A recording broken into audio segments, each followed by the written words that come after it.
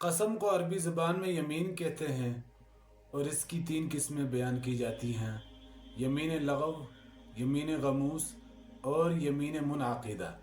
یمین لغو ایسی قسم کہ جو انسان بے ساختہ زبان سے ادا کرتا رہتا ہے، واللہ باللہ تاللہ۔ دوسری قسم یمین غموس کہ کوئی شخص نیت و ارادے کے ساتھ دھوکہ و فریب دینے کے لیے جھوٹ بول کر قسم اٹھائے تو یہ بہت بڑا کبیرہ گناہ ہے۔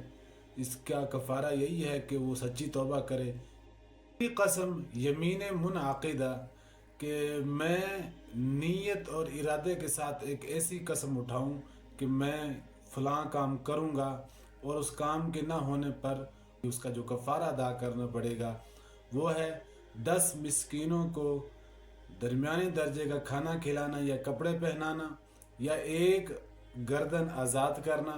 اگر ان کی طاقت نہ ہو تو پھر 3 دن کے روزے رکھنا۔ یہ قسم کا کفارہ ہے۔